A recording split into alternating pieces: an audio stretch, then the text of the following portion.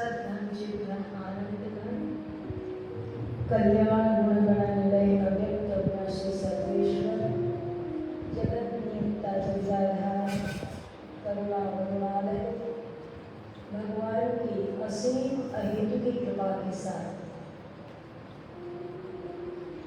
पुण्य सरिता भगवती भागीरथी के पावन तट और माँ भगवती पराम्बा जगदम्बा का पावन सानिध्य माँ महिषासुरमर्दिनी की भावमयी तत्वमयी उपस्थिति में आप हम सब लोग माँ के पवित्र इस मंदिर सभागार में बैठे हुए हैं।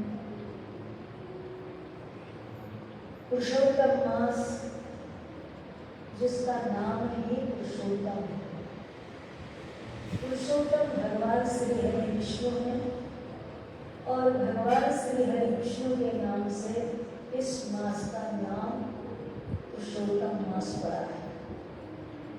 कहते हैं कि जब सब तिथियों के घटते बढ़ते जो समय निकलता है उसको मन मास कहते हैं। मन मास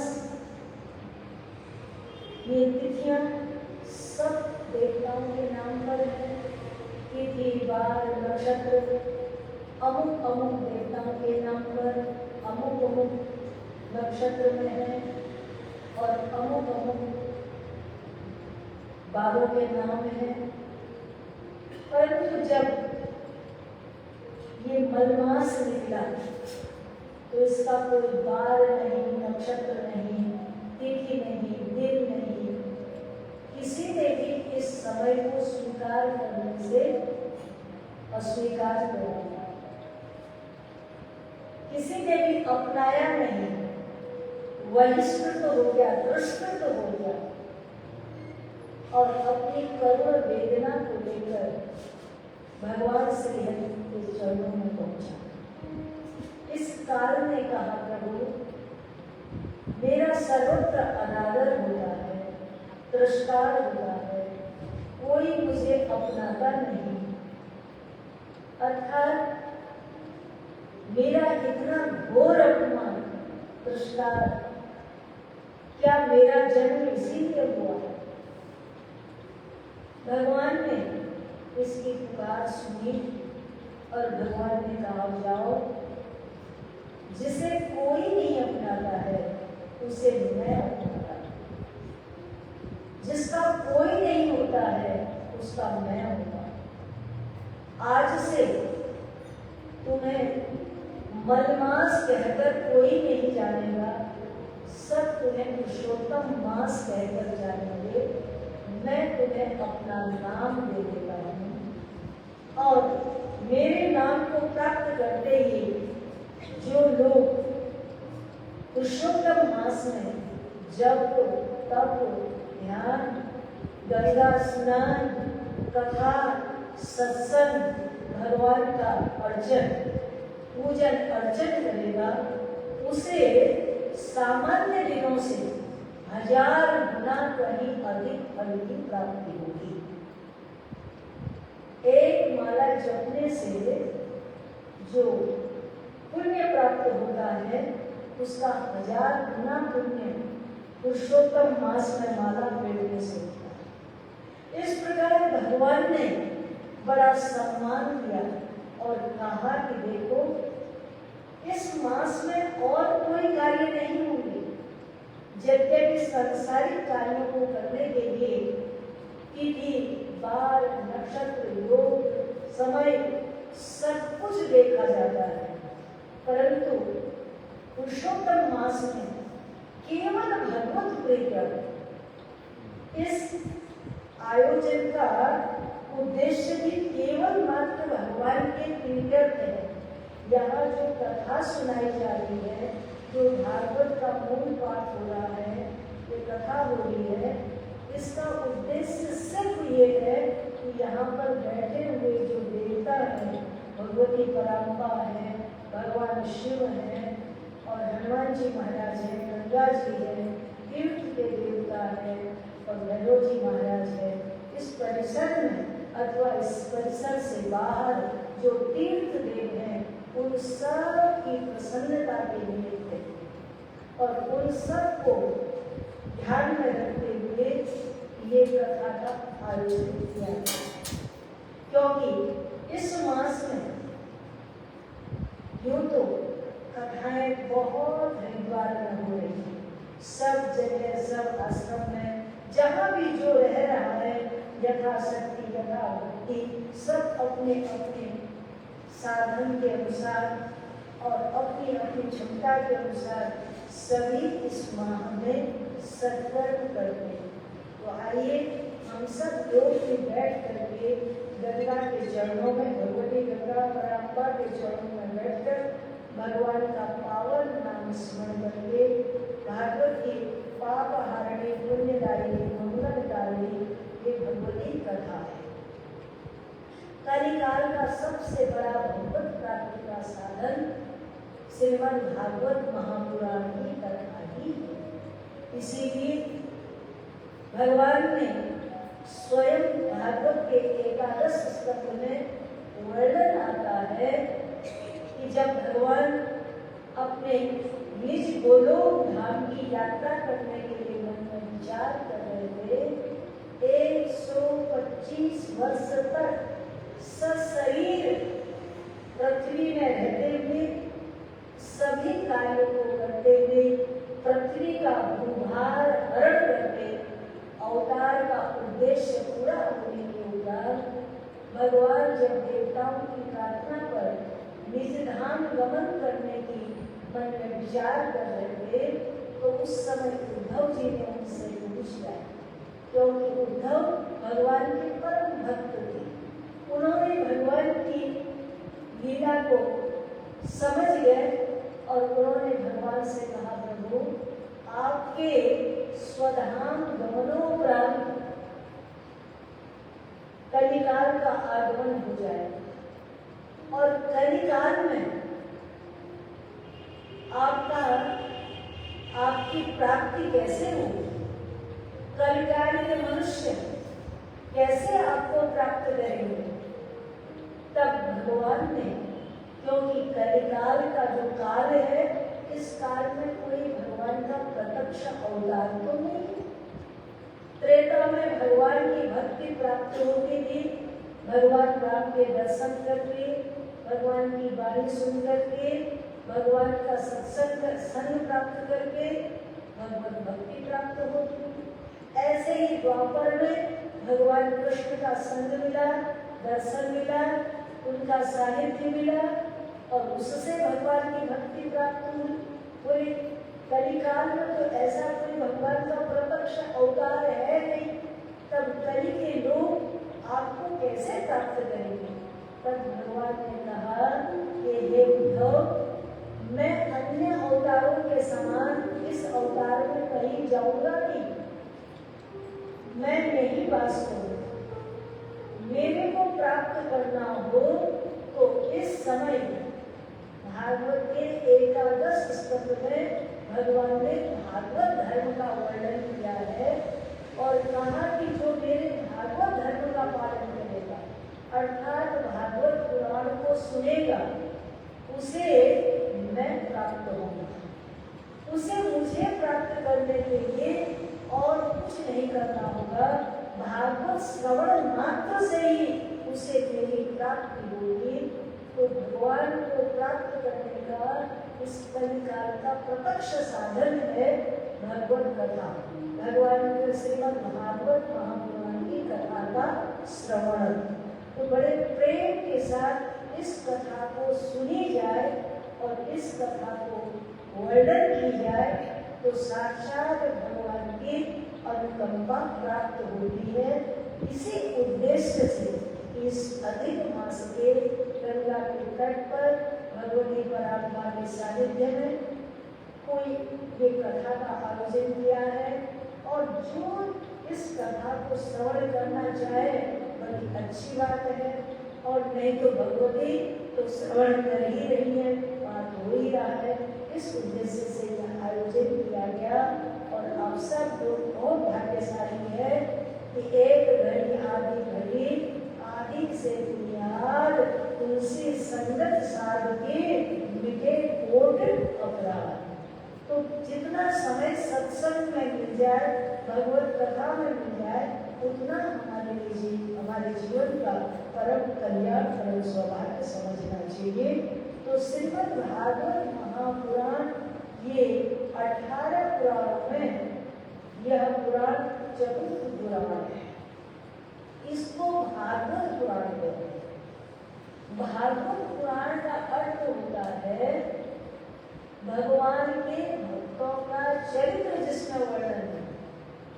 यदि भागवत की जगह भगवत पुराण होता तो उसमें भगवान के चरित्र होते। और ये है भागवत।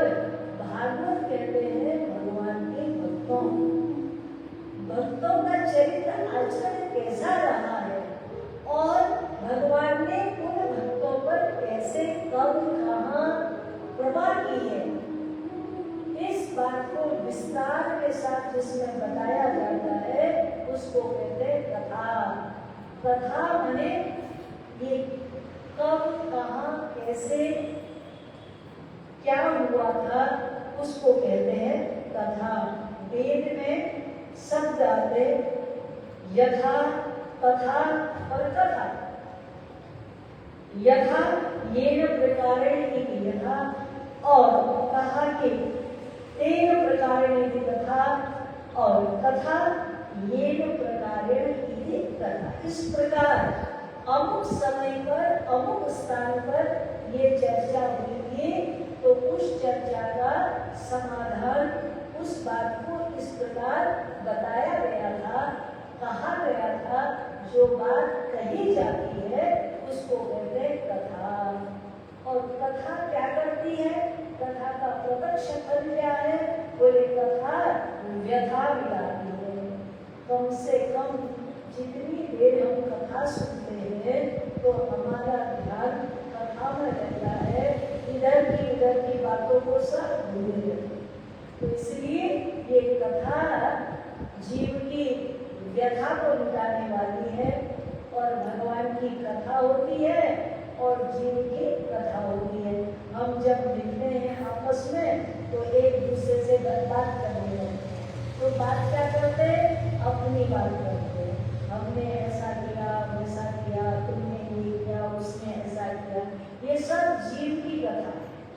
और इन कथा से, जीवों की चर्चा से छुटकारा मिलने के लिए भगवान की कथा होती है। जब भगवान की कथा श्रवण को प्राप्त होती है तो परम आनंद प्रदान करती है। तो श्रीमद् भागवत महापुराण के पद्म पुराणांतर्गत श्रीमद् भागवत महापुराण का महात्म वर्णन किया गया है। पहला ही श्लोक है महात्म का, सच्चिदानंद रूपाय विश्वोत्पत्त्यादिहेतवे तापत्रय विनाशाय श्री कृष्णाय नमः। सच्चिदानंद रूपाय, सत चित आनंद, ये तीन अक्षर है, तीन शब्द है। परमात्मा सतरूप है, चितरूप है, आनंद रूप स्वरूप है। सत्य स्वरूप, चित माने चेतन, चेतन स्वरूप और आनंद स्वरूप। जो सतरूपी परमात्मा है, सत्य निराकार है। और सत्य क्या है? बोले सर्वव्यापी है, सब जगह, कोई स्थान ऐसा नहीं है, सर्व देश में है, सर्व काल में है, सर्व वस्तु में है। उसको कहते हैं सत। सत वो जो सब में है। और जब सब में है तो हम सबसे अलग तो नहीं है। जब सब का नाम आता है तो सबके अंदर हमारी गिनती भी आती है, तो वो हमारे में भी है। सत्य रूप से हमारे अंदर भी है। और चित्त प्रत्यक्ष है, चेतन बैठे हुए हैं, उठ रहे हैं, बैठ रहे हैं, खा रहे हैं, पी रहे हैं, आ रहे हैं, जा रहे हैं, ये सारी क्रियाएं किससे हो रही है? चेतन से हो रही है ना। तो चेतन भी हमारे अंदर है। दो नामों से परमात्मा तो हमारे भीतर है। और तीसरा जो नाम है आनंद, वो आनंद के रूप से, आनंद के रूप से परमात्मा हमारे अंदर ही है। परंतु जहाँ सत होगा, चित होगा, वही आनंद होगा। अच्छा, उदाहरण के लिए कोई व्यक्ति लंबा पृथ्वी में लेटा हुआ होता है, सौ को छूने से कोई आनंद की अनुभूति होती है? कोई उससे नहीं होती है। और जब तक उसमें चेतन होता है तो आप बड़े प्रेम से उसका आलिंगन करते हैं, मेरा बेटा, मेरा भाई, मेरी बहन, मेरा पति, मेरा पुत्र, उसको बड़े आराम से आप छू करके एक आनंद की अनुभूति करते हैं। क्या वो आनंद उस सौ को छूने में भी आता है आपको? वैसा ही सुख मिलता है? तब उसमें क्या नहीं है? चेतन नहीं। तो चेतन से आनंद है। तो जहाँ चेतन है वही आनंद है। परंतु हम सब लोग खोज किसको रहे? आनंद को ही खोज रहे हैं। हम हरिद्वार आए किसके लिए आए? गंगा स्नान करेंगे और सत्संग करेंगे, आनंद के लिए। और आनंद के लिए ही हम तीर्थाटन करते हैं, आनंद के लिए ही हम सब काम करते हैं। यदि हमें काम करने से पहले इस बात का पता चले ये काम करने से मुझे आनंद नहीं मिलेगा, तो आप उस काम को करेंगे? नहीं करेंगे। मैं घर बनाऊंगा, उसके बाद बहुत आनंद से उसमें रहूंगा। मैं अमुक काम करूंगा, फिर उसमें बहुत आनंद से करूंगा। तो कहने का अभिप्राय मेरा क्या था कि आनंद हमारे अंदर ही है, परंतु हम उसे खोज कहाँ रहे? संसार में। तो इसलिए भागवत हमें ये कहती है कि तुम्हें आनंद को जो प्राप्त करना है तो निजता में लौटना होगा, अपने आप, अपने भीतर सच्चिद आनंद। अपने मन को बाहर की ओर न दौड़ा करके बाहर से मन को भीतर करने का जो सबसे सरल तरीका है वो क्या है? बोले भगवान की कथा है। आज तो मेरी कथा में इतना बढ़िया मन लगा कि आनंद आ गया। ठीक है, आज कथा, आज कीर्तन इतना बढ़िया हुआ था कि आनंद आ गया। आज पूजा इतनी बढ़िया हुई कि बस आनंद आ गया। तो बढ़िया कब लगा? आनंद कब आया? जब आपका मन जुड़ा, मन वहां उपस्थित रहा। कई बार क्या होता है, शरीर आपका कहीं रहता है और मन आपका कहीं रहता है। मन इधर उधर घूमता रहता है और शरीर से आप बैठ के बैठे रहते हो, तो तब आनंद की प्राप्ति नहीं होती। आनंद कब मिलता है? जब मन आपका आपके पास हो। तो वो मन को अपने पास करने का जो सहज तरीका है, सरल उपाय है, वो क्या है? बोले भगवान की कथा को सुनना। आप लोगों को मेरी आवाज ठीक आ रही है? मुझे इनको कर रही है इसलिए। तो आप लोगों को आगे को बराबर समझना। तो इस प्रकार अपना आनंद, निज आनंद को प्राप्त करना ही, थोड़ा इको कम कर दिया। इस प्रकार भगवान आनंद के रूप से भी हमारे पास ही है। सच्चानंद रूपाय विश्वोत्पत्त्यादि हेतवे वही विश्व की उत्पत्ति, स्थिति और लय का कारण है। विश्व उत्पत्त्यादि हेतवे, वही विश्व को उत्पन्न करने वाला है, वही रक्षा करने वाला है और वही लय करने वाला है। इस संसार का जो उत्पत्ति, स्थिति, लय, ये तीनों लीला, ये तीनों काम जिससे हो रहे हैं वो कौन है? बोले वही सच्चिदानंद भगवान है। वो जगत को उत्पन्न भी करते हैं, जगत की रक्षा भी करते हैं और जगत को लय भी कर लेते हैं। इस प्रकार ये तीनों ही कार्य जिससे हो रहे वही सच्चिदानंद भगवान है। तापत्रय विनाशाय श्री कृष्णाय वयं। ऐसे जो जगत को उत्पन्न करने वाले, रक्षा करने वाले, लय करने वाले भगवान हैं, वो कौन? बोले भगवान श्री कृष्ण। उनके चरणों में हम प्रणाम करते हैं। श्री कृष्णाय वयं, मैं भगवान श्री कृष्ण के चरणों में प्रणाम करता हूँ। किसी ने पूछा कि तुम भगवान के चरणों में प्रणाम तो कर रहे हो, ये प्रणाम करने का फल तुम्हें क्या मिलेगा? भगवान को प्रणाम करने का फल क्या मिलेगा?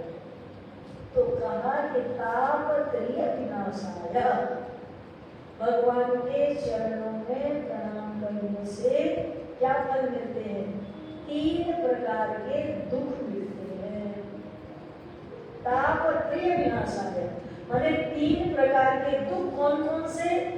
एक भौतिक दुख, शारीरिक दुख, मानसिक दुख और आध्यात्मिक दुख। भौतिक दुख है कि शरीर में कष्ट है, आदि और व्याधियों में शरीर को घेरा हुआ है।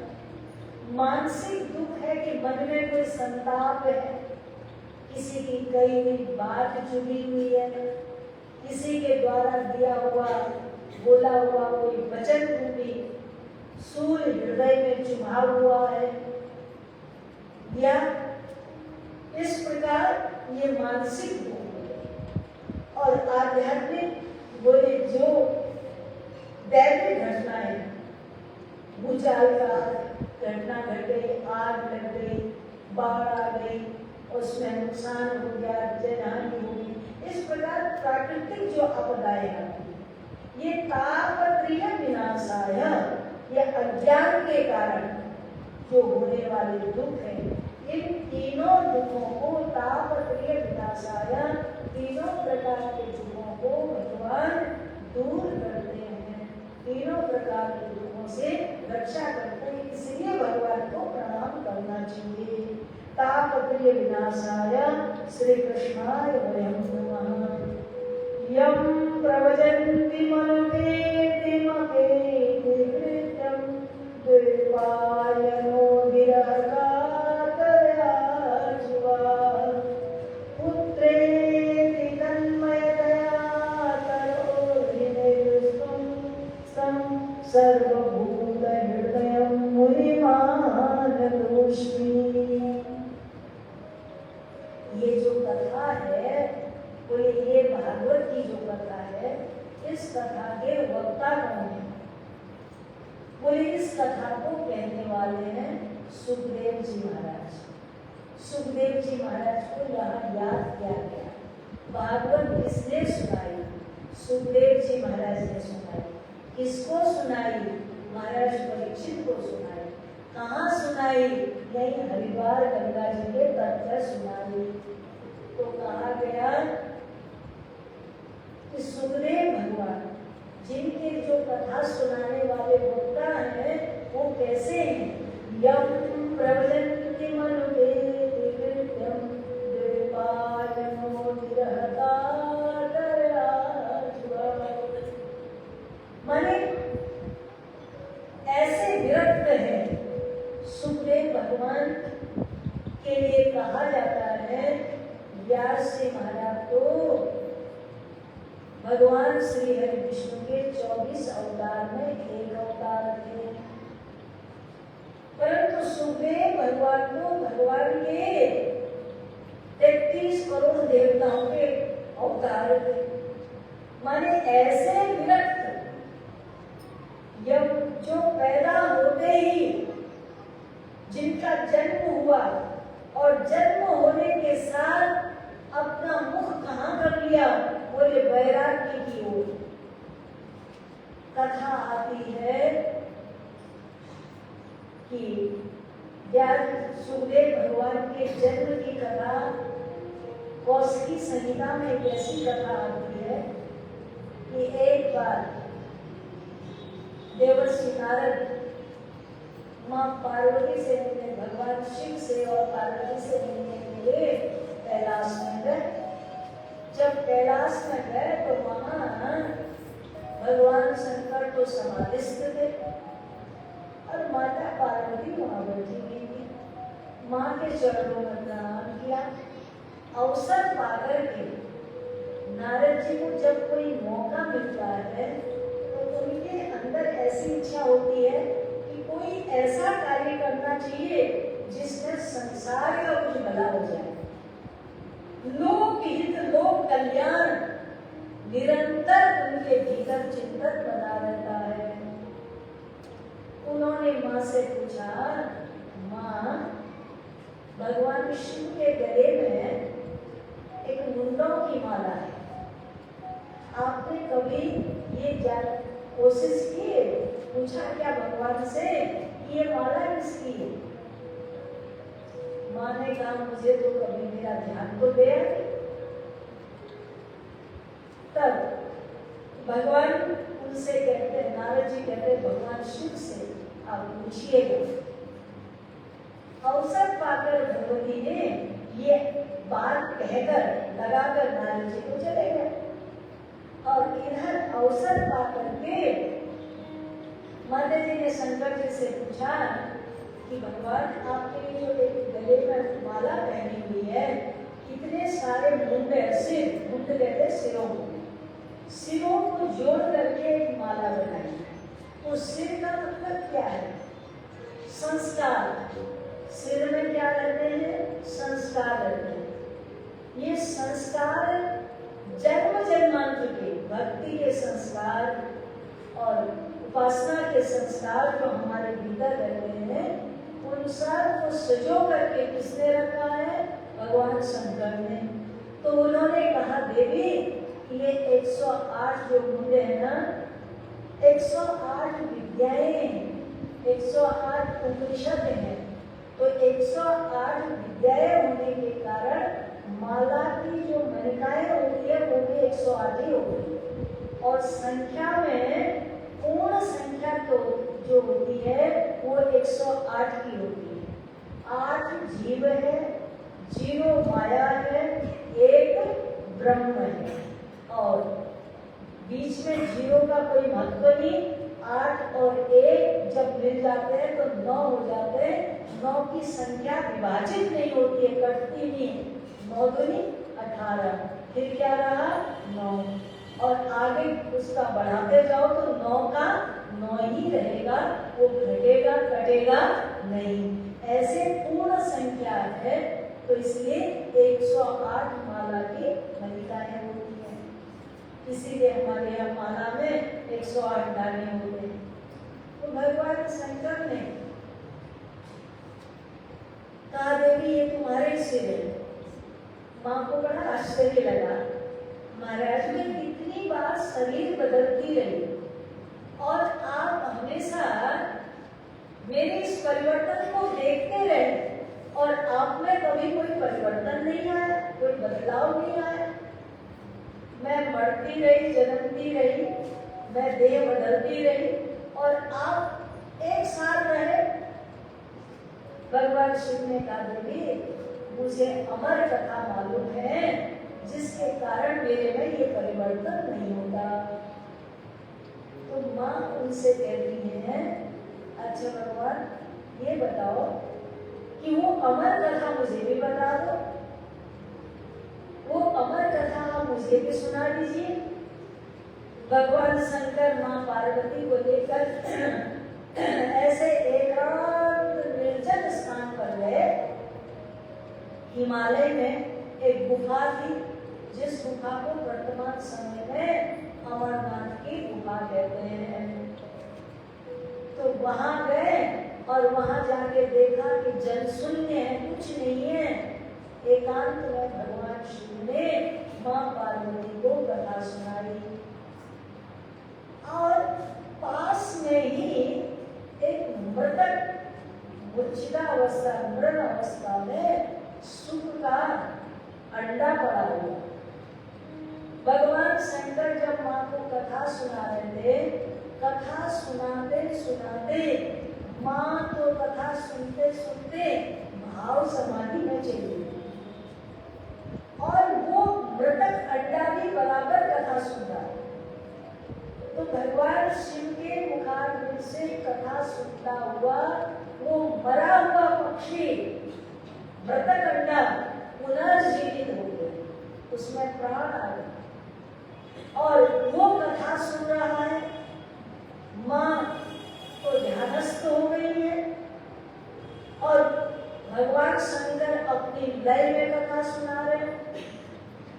भगवान शंकर की कथा में डूबकर अपने लय में कथा सुना रहे हैं और कथा सुनने वाला कथा सुन रहा है या नहीं सुन रहा है, सामने से उसका कुछ रिएक्शन होना चाहिए, कुछ उसमें वो होनी चाहिए। तो वो कथा सुनने वाला जो पक्षी था वो हुंकारा दे रहा था, हुंकार कर रहा था। तो भगवान शंकर सोच रहे हैं कि पार्वती सुन रही। इतने में कथा पूरी हुई और भगवान शंकर ने देखा, दृष्टि गई मां की ओर, तो मां तो अपनी समाधि में है। तब भगवान शंकर को बड़ा आश्चर्य लगा कि ये कथा कौन सुन रहा है, यहाँ दूसरा और कौन है जिसने ये कथा सुनी। भगवान शंकर मन में विचार करते हैं कि कौन है जिसने मेरी बिना आज्ञा के, देखो कथा सुनने के भी कुछ नियम होते हैं। कथा सुनने वाले को सन्मुख होकर के बैठ करके प्रेम से कथा सुननी चाहिए। बहुत से लोग होते हैं ना, चोरी छुपे कथा सुनते हैं और आजकल के कथाकार तो चुपचाप कैसेट लेकर के किसी की कथा को सुनते रहेंगे और फिर अपने लिए बोलने के लिए मसाला तैयार करेंगे। तो वो सब हमारे शास्त्र में वर्जित है, वो नहीं करना चाहिए। परंपरागत एक परंपरा के अनुसार कथा को सुनो, गुरुजनों से सुनो और फिर उस पर चर्चा करो। जब तक तुमने कथा सुनी नहीं विधिवत, तो कथा का अधिकार नहीं। तो भगवान शिव ने सोचा कि अनधिकार पूर्वक कौन कथा सुने। इतने में उस सुख को भय लगा कि भगवान शंकर के क्रोध से अब मैं भस्म न हो जाऊं। उसने तुरंत पक्षी का रूप बनाया, तोते का रूप बनाया और बनाकर वो उड़ा और जैसे उड़ते हुए वो जा रहा था तो भगवान शंकर क्रोध से उस पर अपने त्रिशूल का प्रहार कर देते हैं। भगवान शिव का त्रिशूल पीछे पीछे और पक्षी आगे आगे। उड़ते उड़ते वो पक्षी गया कहाँ? बोले गया वहाँ जहाँ व्यास जी की पत्नी माता अरणी बैठी हुई थी और व्यास जी की कुटिया में जम्भाई लेने के लिए उसने बड़ी जोर से मोहला। बहुत लोगों को जम्भाई आती है ना, करके मोह बोलते, नहीं बोलना चाहिए। और जम्भाई आए तो हाथ रखो, मोह उसे मोह को ढक लेना चाहिए। तो उसने जम्भाई ली, अवसर मिल गया, मौका मिल गया, सूक्ष्म रूप धारण करके वो सुख सावक माता के उदर में चला गया। ये दृश्य व्यास जी ने देखा। व्यास जी के मन में ये बात आई कि इसने मेरी पत्नी की शरण ली, तो निश्चित रूप से ये पुत्र भाव को प्राप्त हो गया है। जब मेरी पत्नी का पुत्र है तो मेरा भी पुत्र है। पुत्र होने के नाते इसकी रक्षा करना मेरा धर्म है। व्यास जी महाराज ने भगवान शिव के त्रिशूल से और भगवान शंकर से प्रार्थना की। कहा प्रभु आप कृपा कीजिए, इस बालक को मारिए मत, इस बालक को मारिए मत, इस बालक को जीवित रहने दीजिए और ये आपकी कथा का ऋण चुकाएगा। ये आपकी कथा के ऋण से अपने आप को उऋण करेगा। ये जैसी इस बालक ने कथा आपसे आपके पुकार से सुनी है, ज्यों की त्यों उस कथा को वर्णन करके, उस कथा को कह करके कथा के ऋण से उऋण होगा। ऐसा कहकर व्यास जी ने प्रार्थना की और प्रार्थना करने के साथ ही भगवान का रोष शांत हुआ और ये बालक तो अपने आप को माँ के गर्भ में बड़ा सुरक्षित महसूस करने लगा। 1 वर्ष 2 वर्ष करते करते 12 वर्ष हो गए। वो बाहर आने का नाम ही न ले। वो तो बड़ा सुरक्षित है अंदर। एक दिन व्यास जी महाराज सुनते हैं कि माँ के गर्भ से वेदक ध्वनि निकल रही है, वेदों का उच्चारण हो रहा है। व्यास भगवान ने उस बालक से कहा, पुत्र आत्मज्ञानी के लिए अंदर बाहर का भेद समाप्त हो जाता है। आत्मज्ञानी तो सर्वत्र आनंद में ही रहता है, परंतु बेटा तुम्हारी माँ के लिए थोड़ा सा विचार करो, उसे कितना कष्ट हो रहा है। अपनी माँ का ख्याल करते हुए, ध्यान रखते हुए तुम बाहर आ जाओ। जब बाहर आने का आग्रह किया तो उस बालक ने अंदर से कहा, मैं दुनिया में तब आना चाहूंगा जब मेरे आंखों के सामने भगवान श्री कृष्ण होंगे। समझ में आई? क्या समझे? संसार में हमारे आने का उद्देश्य क्या है? इन आंखों से भगवान का दर्शन हो जाए, तब तो हमारा दुनिया में आने का फायदा है, और नहीं तो क्या फायदा है? कोई फायदा नहीं। ऐसे तो बहुनानी जन्मानी बहुत जन्म व्यतीत हुए, कितनी बार पैदा हुए, कितनी बार मर गए, कितनी बार बनते रहे, बिगड़ते रहे, पर ये मनुष्य जन्म तभी सार्थक है जब इस जन्म में भगवान के दर्शन हो जाए। तो सुखदेव कहते हैं कि मुझे, मैं बाहर एक शर्त पर आऊंगा कि जब मेरे आंख बाहर आते ही मुझे भगवान के दर्शन हो। तो व्यास जी ने उनकी शर्त स्वीकार कर ली। व्यास जी ने कहा ठीक। व्यास जी ने भगवान श्री कृष्ण से प्रार्थना की और भगवान श्री कृष्ण वहां उपस्थित हुए और माँ के गर्भ से सुखदेव भगवान निकले और निकल करके भगवान श्री कृष्ण के चरणों में प्रणाम किया और भगवान श्री कृष्ण के चरणों में प्रणाम करते हुए जैसे उन्होंने भगवान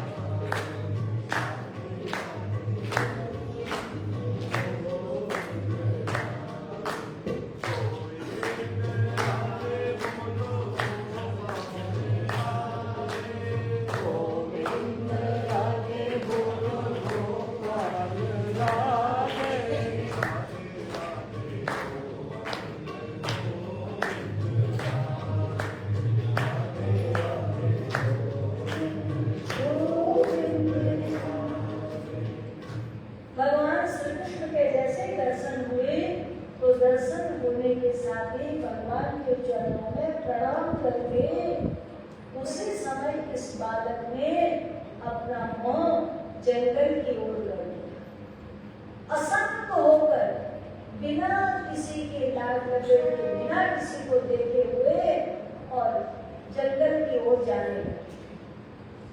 जब जंगल की ओर उनके पांव बढ़े जाने लगे तो व्यास जी भगवान अपने पुत्र के रूप को देखकर मोहित हो गए और मोहित होकर उनके आगे आगे पुत्र और पीछे पीछे पिता ये कहते हुए जा रहा है, यम प्रवदन्ति मनुपेति कृत्यं देवायनो विरहकातरयाजुः। पीछे से आवाज लगा रहे, हाँ पुत्र, हे पुत्र ठहरो, पुत्र जरा ठहरो, पुत्र जरा ठहरो। परंतु पुत्र कहाँ ठहरे, पुत्र तो असंग होकर चल रहा है। व्यास जी महाराज अपने पुत्र के मुंह में जब से आवाज लगाकर पुकार रहे थे, पुत्र ठहरो, रुको रुको, परंतु वो रुके नहीं, वो आगे चले जा रहे। जब वो इस प्रकार आगे चले जा रहे थे तो सघन वृक्षों के झुंड के बीच में जैसे ही सुखदेव भगवान पहुंचे तो व्यास जी महाराज के अंदर अपने पुत्र के प्रति इतना वियोग है कि वियोग में वो उन्हें पुकार रहे थे। तो जो मूक रहने वाले वृक्ष हैं कभी किसी को नहीं कुछ बोलते, वो खड़े देखते रहते हैं पर किसी से कुछ कहते नहीं है। आज सुखदेव भगवान ने स्वयं अपने मुंह से उत्तर नहीं दिया, उन वृक्षों के रूप में व्यास जी को उत्तर दिया कि आप किसको अपना पुत्र बता रहे हैं, किसे आप अपना पुत्र कह रहे हैं, यहाँ कौन आपका पुत्र है जिसे आप अपने पुत्र समझने की भूल कर रहे हैं। वो तो सर्व हृदय मुनिमान तोषणी, सब प्राणी मात्र के हृदय में विराजने वाला आत्मा राम मुनि है। वो तो आत्मा राम है, वो किसी का पुत्र नहीं है, वो तो सबकी आत्मा है, आत्म स्वरूप ब्रह्म है, आत्म स्वरूप परमात्मा है। ऐसा कहकर वृक्षों ने मुद्रित होकर के व्यास जी को जब उत्तर दिया तो व्यास भगवान उन वृक्षों से उत्तर पाकर वापस लौटे। तो ये व्यास सुखदेव भगवान की जन्म की कथा आती है। तो नारायण भगवान शंकर ने जो अमर कथा सुनाई मां पार्वती को, वो और कोई कथा नहीं थी, श्रीमद् भागवत महापुराण की ही कथा थी। जिस कथा को आप सुनने जा रहे हैं ये यही कथा है। और उसके अतिरिक्त जिस कथा को सुन करके सुखदेव भगवान को इतना वैराग्य हुआ, सुखदेव भगवान आत्मस्थिति को प्राप्त हुए, वो कथा भागवत कथा है।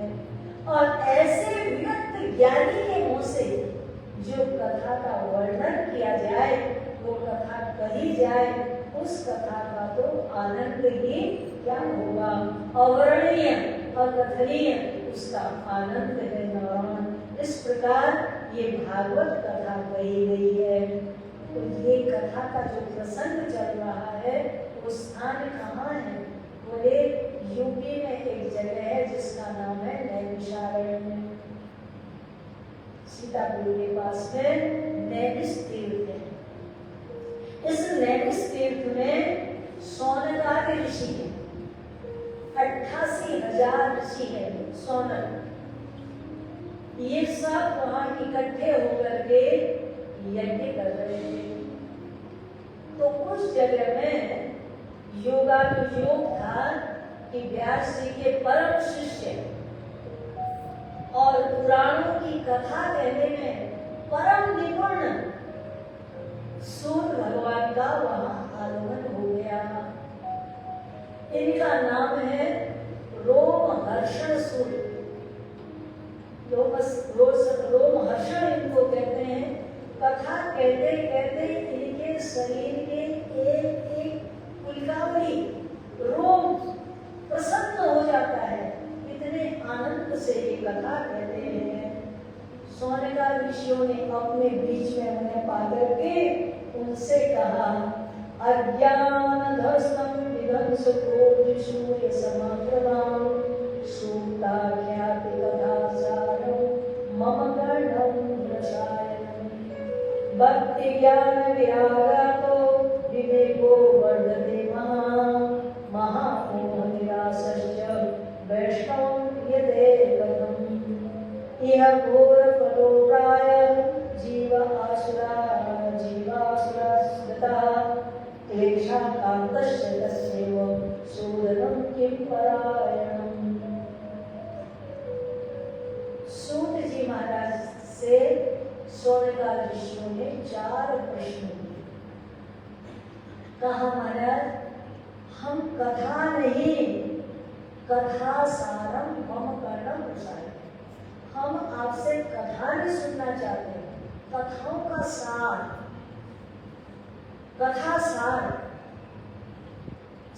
रूप में आप हमें, कथा तो विस्तार होती है पर सार रूप में आप हमें ये बताइए, भक्ति ज्ञान और वैराग्य से युक्त विवेक मनुष्य को कैसे प्राप्त हो।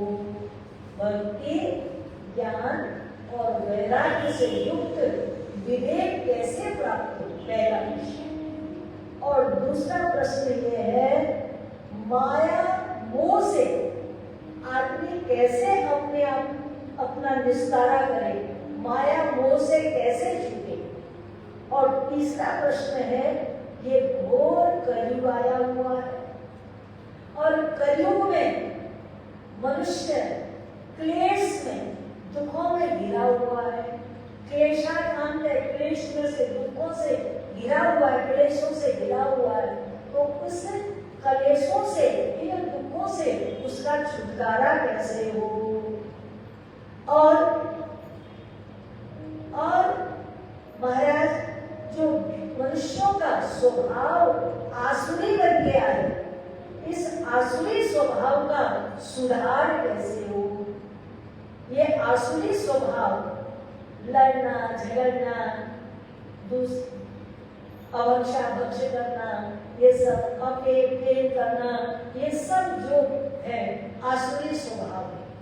तो इन सब से छुटकारा कैसे हो।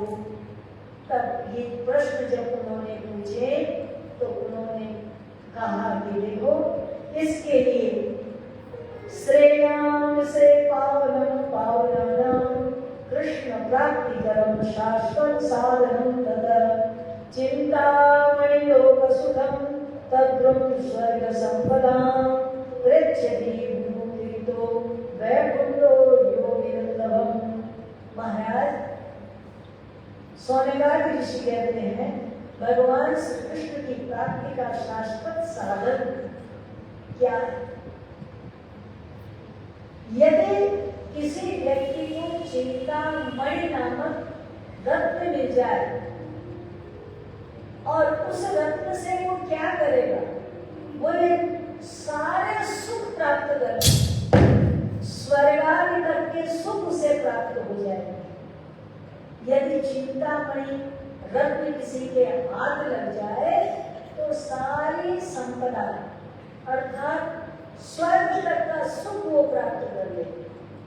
परंतु यदि गुरु प्रीतो भवति, गुरु के चरणों में प्रीति हो जाएगी तो वैकुंठम विमुच्यति, उसे भगवान वैकुंठपति के दर्शन प्राप्त होंगे। वैकुंठ योगी दुर्लभम, जो योगियों के लिए भी दुर्लभ है। तो इस प्रकार आप हमको श्रेष्ठ गुरु मिले। सोनेका ऋषियों को कहते, सोनेका ऋषि सूत जी को कह रहे हैं, आप जैसे श्रेष्ठ गुरु की प्राप्ति करके वैकुंठ अर्थात जो योगियों के लिए भी दुर्लभ है, उसे प्राप्त करना हमारे लिए सुलभ है।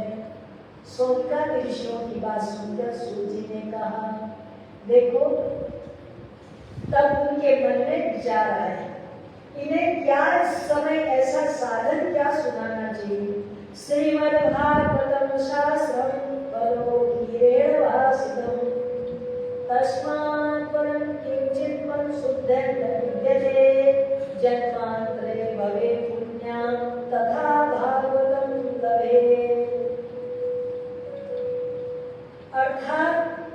श्रीमद् भागवत शास्त्र पदो कीण वास्तव, यह जो भागवत है ये आदि परंपरा से प्राप्त है।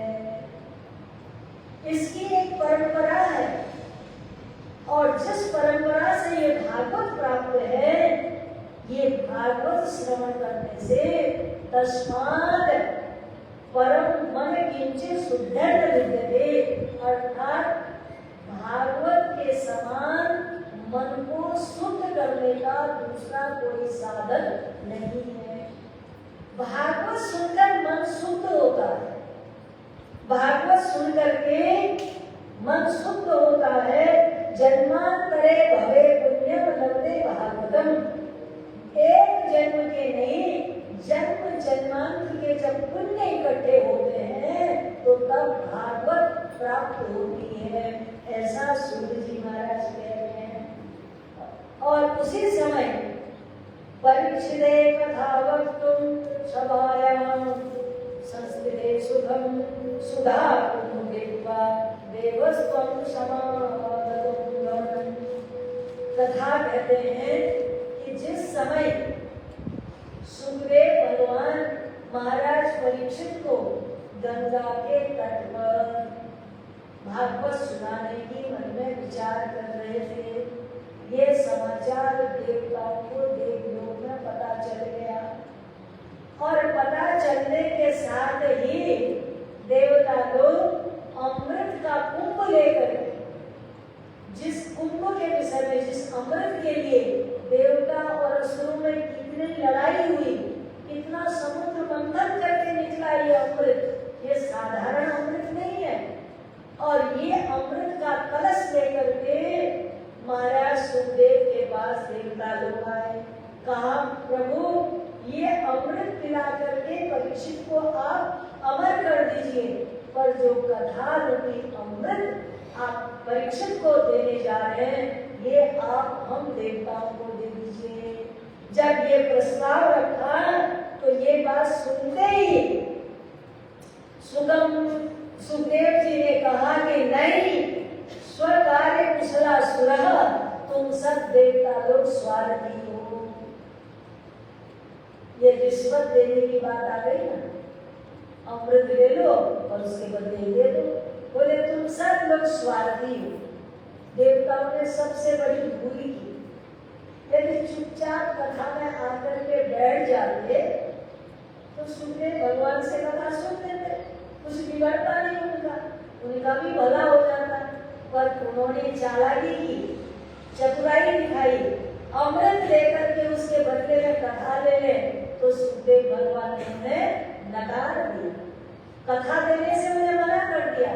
जाओ तुम सब देवता लोग इस कथा के अधिकारी नहीं हो, तुम कथा के अधिकारी नहीं हो, ऐसा कहकर उनको बैरक लौटा दिया, वापस कर दिया। बोले ये कथा सुनने का अधिकारी कौन है? ये कथा सुनने का अधिकारी वही है जिसके हृदय में सरलता है, सहजता है और निश्चल भाव से, निष्कपट भाव से, सब छोड़ करके प्रेम से, भक्ति भाव से युक्त होकर जो भगवान की कथा सुनता है वही इस कथा का अधिकारी है। ऐसा कहकर सुखदेव जी ने उन्हें लौटा दिया गया था। तो इस प्रकार ये कथा के विषय में बता रहे हैं। ये सप्ताह, ये जो कथा है, ये कथा श्रवण करने से, भागवती कथा जिसके लेगा स्वादु स्वादु पदे पदे, ये कथा बहुत रसमयी है, बहुत आनंदमयी है। तो उसी समय सूत जी सोनेगार ऋषियों को एक कथा सुनाते हैं। कहते हैं एक समय इस पृथ्वी में देवर्षि नारद भ्रमण करने के लिए आए और भ्रमण करते करते सब तीर्थों में गए, पुष्कर गए, प्रयाग गए, काशी गए, गोदावरी गए, हरिहर क्षेत्र गए, कुरुक्षेत्र गए, श्रीरंग क्षेत्र गए, सेतु बंधु रामेश्वर गए, आदि आदि तीर्थों में गए। सब तीर्थों में जब उन्होंने भ्रमण किया तो देखा कि तीर्थों के अंदर बड़ी अव्यवस्था है। तीर्थ में सब लोग अपने अपने स्वार्थ को साधने में लगे हुए हैं और उसके लिए अब तीर्थों का जो वर्तमान में रूप है वो आप सब लोगों को मालूम है, इसलिए मुझे उसके ऊपर ज्यादा चर्चा नहीं करनी है। सब अपने अपने स्वार्थ में, अपने साधन में, अपने मुक्ति में, अपने उसमें लगे हुए हैं। जब ये सब नारद जी ने देखा तो उनके मन में बड़ी खिन्नता हुई और उन्होंने देखा कि कलिनाम धर्म विष्णुनाम धारितं परिदानम सत्यम नास्ति तपम शौचम दया दाय विविधे। अर्थात न तो कोई सत्य दिखाई पड़ा, धर्म के 4 पाद गए, धर्म के 4 पाव होते हैं। एक पाव है सत्य, दूसरा पाव है सत्य, तप, दया और सोच, ये 4 पाद धर्म के कहे गए हैं। कलयुग में न तो सत्य रहा, न तप रहा, न सोच रहा और कलयुग में केवल एक पाद में धर्म टिका हुआ है, एक पांव में धर्म खड़ा है। वो धर्म क्या है? वो एक पाद में दान ही धर्म है। कलिकाल का दान की जो प्रवृत्ति है, दान से चल रहा है बस, बाकी और 3 पाद तो इस कलिकाल में है नहीं। इस प्रकार जब देवर्षि नारद ने ये सब देखा तो मन में बड़ी खिन्नता हुई और इस खिन्नता के साथ भ्रमण करते करते वो कहाँ पहुंचे? बोले वृंदावन पहुंच गए। और वृंदावन जैसे वहां पहुंचे तो वहां उन्होंने एक दृश्य देखा। दृश्य क्या देखा कि वृंदावन में एक युवती है और उस युवती के साथ पास में 2 वृद्ध पुरुष हैं जो धरती पर लेटे हुए हैं, मूर्छित हैं और वो युवती उन दोनों को देख करके रो रही है। देवर्षि नारद जैसे ही वहां पहुंचे, उस युवती की दृष्टि नारद पर गई तो वो नारद जी से कहती है, गो गो साधव कृष्ण मज्जिता नाशय दर्शनम लोकस्य सर्व पाप हरो। महाराज, साधु का दर्शन बड़ा पुण्यकारी होता है। वो साधु कृष्ण संत उनसे कहती है नारद जी से, ये साधु आप रुकिए रुकिए, मेरी चिंता को दूर कीजिए। अर्थात चिंता का हरण करने वाले कौन हैं? बोले साधु पुरुष हैं, संत पुरुष हैं। उनसे कहा कि मेरी चिंता दूर कीजिए। चिंता क्या है? उन्होंने पूछा, आपका दर्शन तो बड़ा पुण्य देने वाला है, सारे पाप को हरण करने वाला है। देवर्षि नारद ने पूछा, देवी काशिद तुम कौन हो? तो उसने कहा कि मैं भक्ति हूँ, मेरा नाम भक्ति है। ये जो 2 पुत्र हैं ये मेरे हैं, जो मूर्छित अवस्था में आपको वृद्ध दिखाई पड़ रहे हैं। एक का नाम ज्ञान है, दूसरे का नाम वैराग्य है।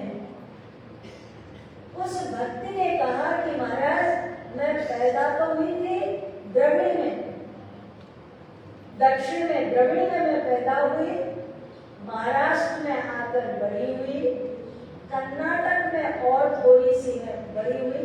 जैसे गुजरात होकर के मैं वृंदावन पहुंची तो यहाँ आते ही वृंदावन के प्रभाव से मैं तो युवती हो गई। और मेरे जो 2 पुत्र थे ये जर्जर हो गए, बूढ़े हो गए और बूढ़े होकर मूर्छित होकर धरती में पड़े हुए हैं। इनका दुख मेरे से देखा नहीं जा रहा है। जवान युवा माँ हो और उसके सामने उसके दोनों बेटे बूढ़े होकर पृथ्वी में पड़े हुए हो तो भगवान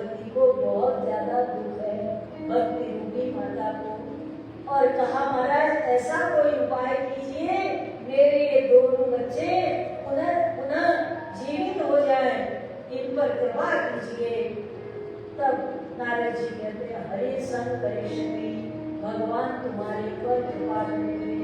आप जानते हैं ये हाल क्यों हुआ? भक्ति तो युवा रह गई। वृंदावन जाओ, आज भी गली से, किनारे से, रिक्शे वाले से, कहीं से भी, किसी मंदिर से भी, सब जगह से आवाज आती है राधे राधे राधे राधे राधे राधे राधे राधे, तो खूब सुनाई देता, परंतु वहां ज्ञान और वैराग्य की कोई चर्चा नहीं। बोले भक्ति के पुत्र है, भक्ति का फल क्या होना चाहिए? आप भक्तिवान हैं, बड़ी अच्छी बात है, आप भक्ति करते हैं, बहुत अच्छी बात है, पर उसका फल भी तो आपको मिलना चाहिए ना। भक्ति का फल होना चाहिए। भक्ति के पुत्र का नाम है ज्ञान और वैराग्य। अच्छा, फल क्या है? आम के फल, आम के पेड़ का जो सार है वो क्या है? उसका फल आम है ना। उसी तरह से भक्ति का सार क्या है? भक्ति का सार तो है ज्ञान और वैराग्य। सार रहित जो भक्ति है, सार रहित जो भक्ति है, जिस भक्ति में ज्ञान नहीं, वैराग्य नहीं, वो भक्ति भला कैसे प्रसन्न रह सकती है, कैसे आनंदित रह सकती है? भक्ति रूपी मां तो तभी आनंदित रह पाएगी जब उसके सार माने पुत्र ज्ञान और वैराग्य का आदर होगा।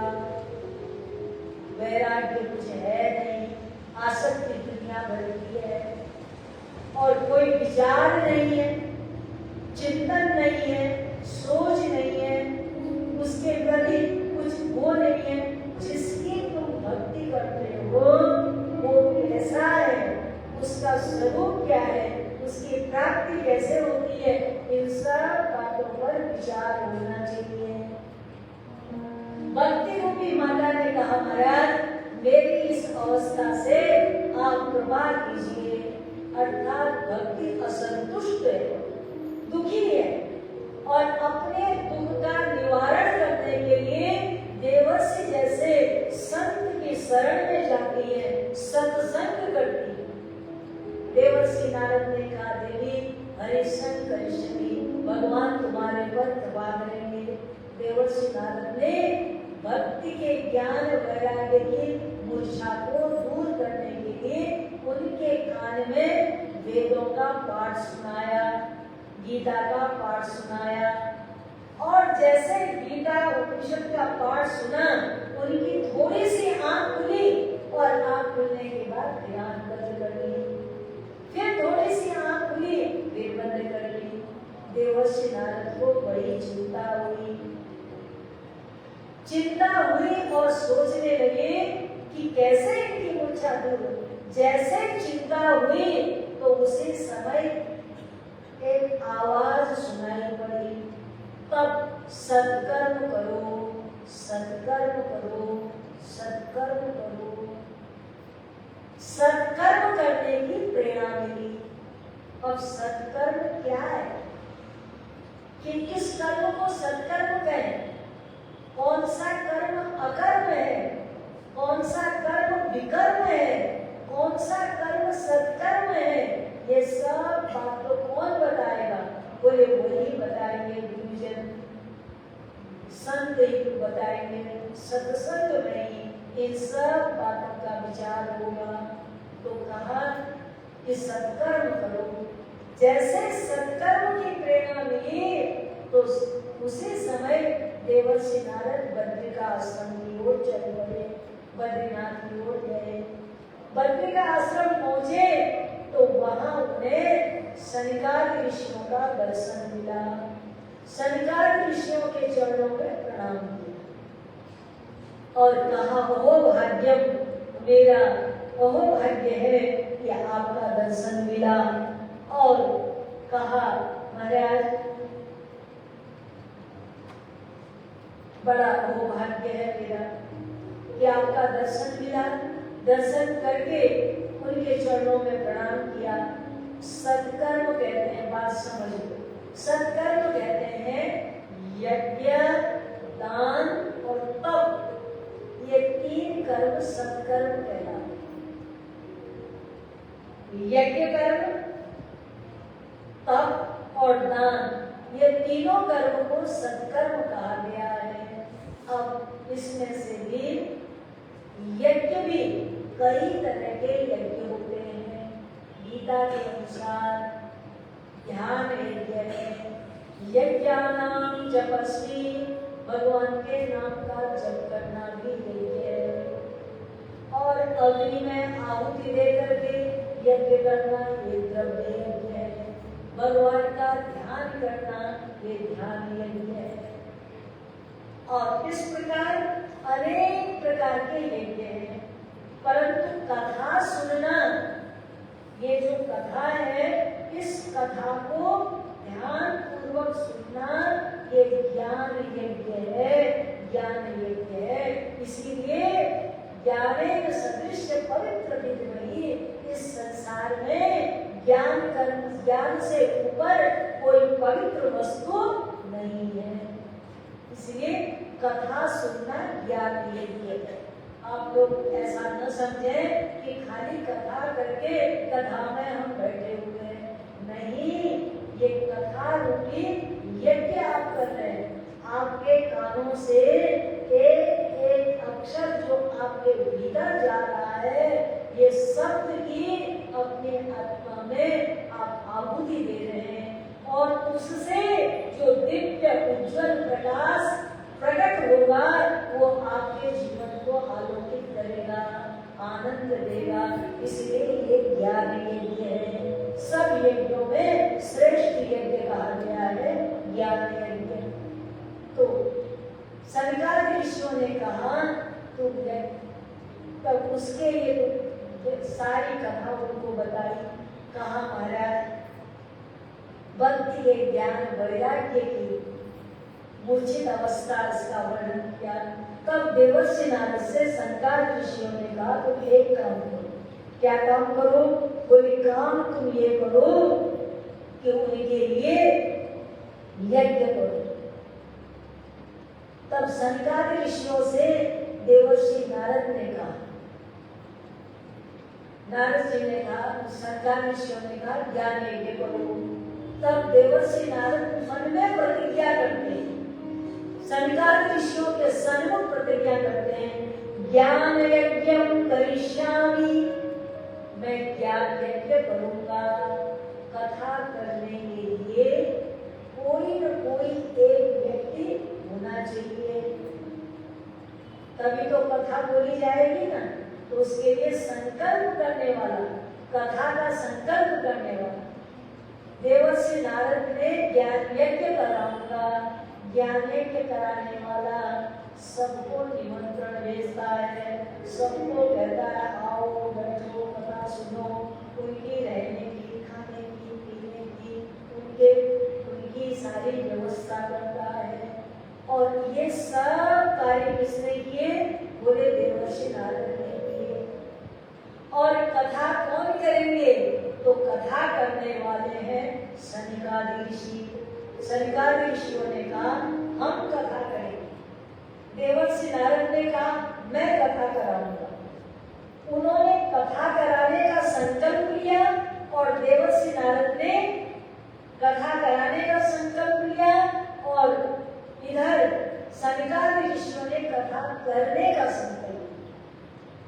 बोले कथा कहाँ होनी चाहिए? बोले कथा के लिए उपयुक्त जगह कौन सी होगी? तब विचार हुआ कि कथा करने के लिए सबसे बढ़िया जो जगह है, ब्रह्म कुमारों ने सुझाया, सनकादिक ऋषियों ने बताया कि गंगा द्वार समीपे तुमानंद तन्नामकम। गंगा द्वार जो है ना, ये हरिद्वार का नाम है। हरिद्वार और हरिद्वार ये तो बद्री केदार की यात्रा के लिए जो लोग जाते हैं उनको जाने के लिए ये द्वार है, दरवाजा है, परंतु वास्तव में इसका नाम है गंगा द्वार, गंगा जी का द्वार। तो गंगा द्वार समीपे तू आनंद कदम, अर्थात ये गंगा का जो द्वार है यहाँ से लेकर शुक्ल तक करता है, ये सारा जो गंगा जी का किनारा है इसका नाम है आनंद तट। इस आनंद तट में कथा होगी ये निश्चित हुआ। अब तो सब ऋषि मुनि सब में ये समाचार गया और सब तैयार हो गए, कथा होने वाली है। कथा के लिए सबकी तैयारी हुई। भृगु, वशिष्ठ, चमन, गौतम, मेधातिथि, देवल और गांधी सुत शाकल्य, मृकंड पुत्र पिपलादि और नव योगेश्वर, व्यास, पाराशर, छायासुत आदि आदि सब ऋषियों में ये सब निमंत्रण ले पहुंच गया। गंगा के तट पर जितने रहने वाले थे सब संतों को महाराज भृगु ऋषि ने सबको कथा में जुटाने का भार सौंप दिया कि मैं कथा में आओ, कथा में आओ, कथा में आओ। मैं सबको कथा के लिए प्रेरित करूंगा, सबको कथा में बुलाऊंगा, सबको कथा। देखो कथा करवाने वाले का पुण्य है, कथा सुनने वाले का पुण्य है और कथा में लोगों को जुटाने वाले का भी पुण्य है। ये कार्य किसने किया? बोले भृगु ऋषि ने। सब ने मिलकर के बड़ी सभा लगी गंगा के तट और कथा की जैसे ही सभा लगी तो इस सभा में सब बैठकर बड़े प्रेम के साथ कथा सुनते हैं। कथा सुन रहे थे और सनकादि ऋषियों ने कथा आरंभ की और बड़े प्रेम के साथ भगवान के नाम का गायन हुआ। और इसी समय बड़े प्रेम के साथ जब भगवान के नाम की कथा चल रही थी तो इतने में यकायक सब कथा श्रोताओं का ध्यान जो था दूसरी तरफ गया। एक ओर से बड़ी सुंदर मधुर मधुर आवाज, अन्नप्रिय, कानों को सुख पहुंचाने वाली बड़ी मीठी आवाज सुनाई दे रही थी। क्या आवाज सुनाई दे रही थी? श्री कृष्ण गोविंद हरे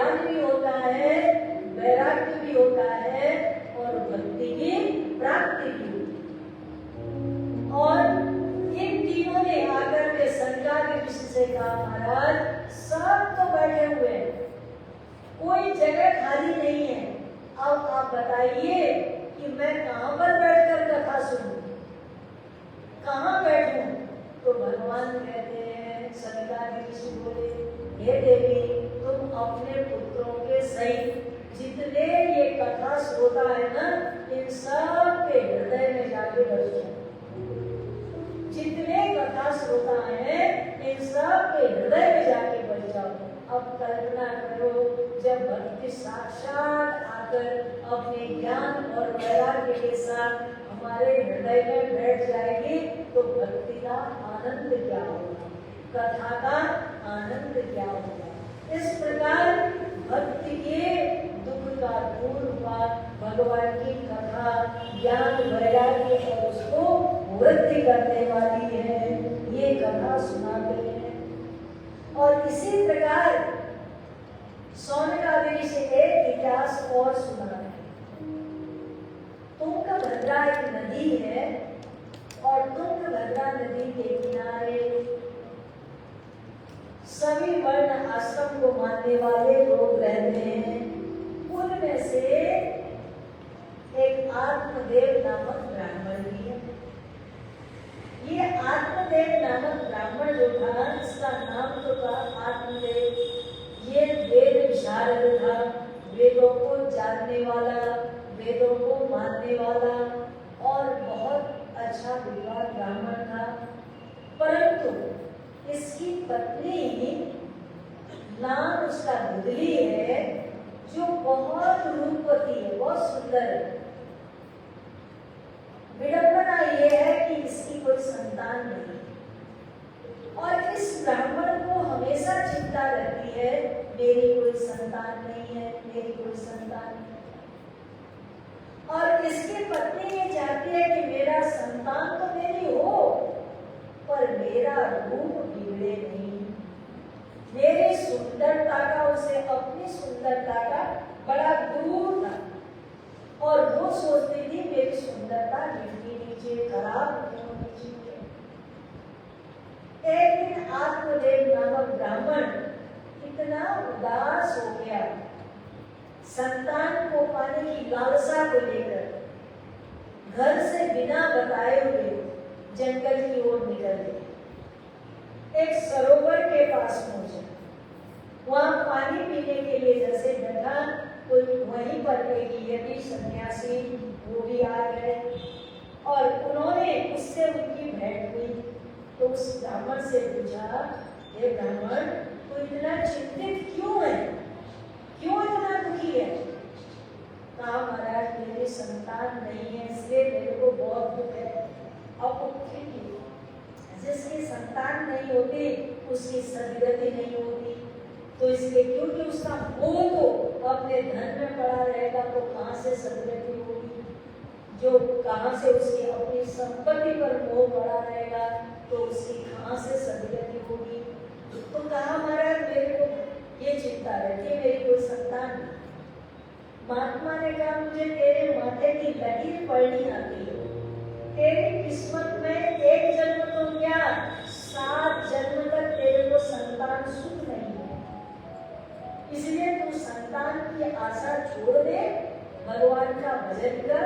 तू वेद विशारद है, वेद के ज्ञान का विचार कर, वेद का चिंतन कर और अपने आत्म कल्याण के लिए, अपने आत्मा उद्धार के लिए तू कार्य कर। परंतु ये ब्राह्मण, इसके अंदर पुत्र प्राप्ति की ऐसी वासना है। संसार में 3 वासनाएं बड़ी खतरनाक होती है। पुत्रेषणा, लोकेषणा और वित्तेषणा। पुत्रेषणा कहते हैं संतान पाने की जो चाह होती है ना, बहुत तेज, बहुत खराब। और दूसरी लोकेषणा, मुझे सारी दुनिया पहचाने, मैं जहां जाऊं सब मेरे को राम राम करें, सब मेरे को कहे वाह ये कितना अच्छा है। उसकी जो लोकेषणा होती है ना, वाई देने की जो चाहत होती है, वो व्यक्ति को अधोपतन की ओर गिरा देती है। बहुत बुरी चीज है लोकेषणा। और तीसरी बात है वित्तेषणा, पैसे की, पैसे का जो एक चाह होती है, अवश्य इसको कहते हैं पैसा पैसा पैसा पैसा।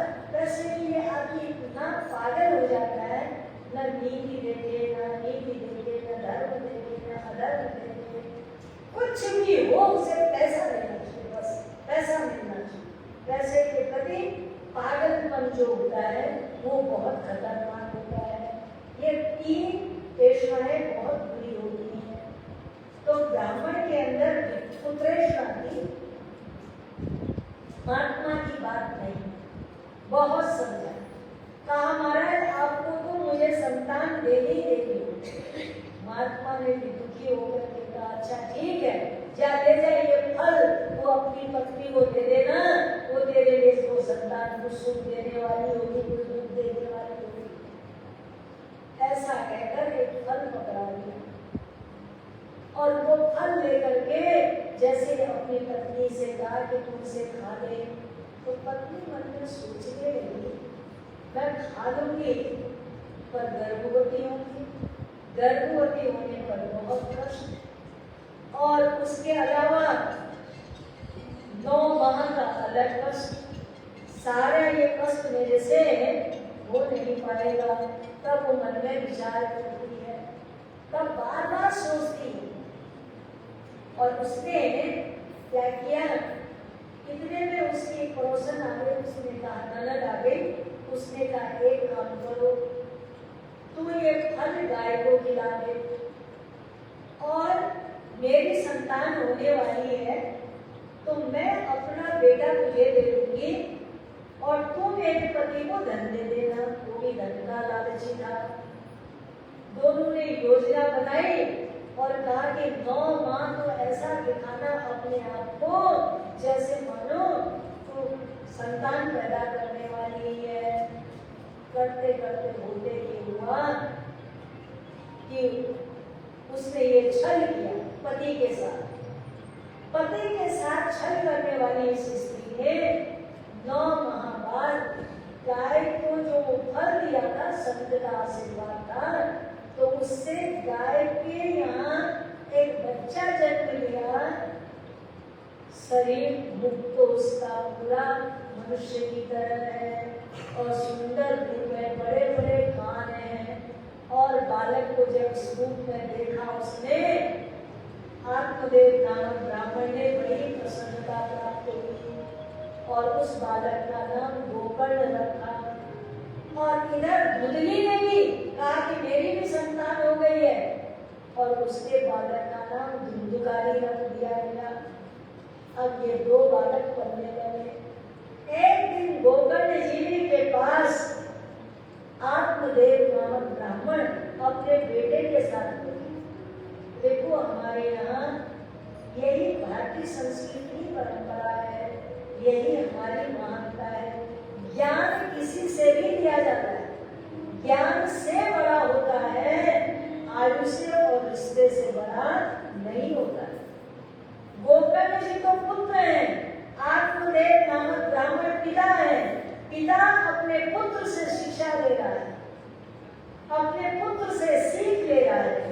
पिता अपने पुत्र से, गोकर्ण जी अपने पिता से कहते हैं, अस्ति देह देहे अस्ति मासुदेहे मध्यजत्वम जाया सुतादि सदा ममता विमुच्यतः पश्यामि सं जगदिष्टं क्षणभंग भविष्टं वैराग्यरागरसिको भव किनिष्ठः। पिताजी ये शरीर क्या है? अस्थि, हड्डियां, मांस, हृदय का बना हुआ जो ये शरीर है ना, इसके साथ ममता करनी छोड़ देनी चाहिए। इसमें जो आसक्ति है, शरीर में जो आसक्ति है, इसका त्याग कर देना चाहिए।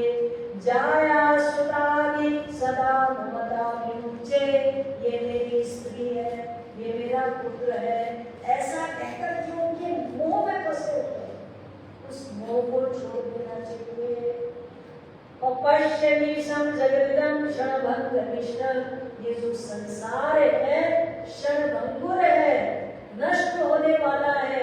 जैसा दिख रहा है ऐसा कुछ रहने वाला नहीं, जैसा अभी हमको दिखता है ऐसा कुछ रहने वाला नहीं है।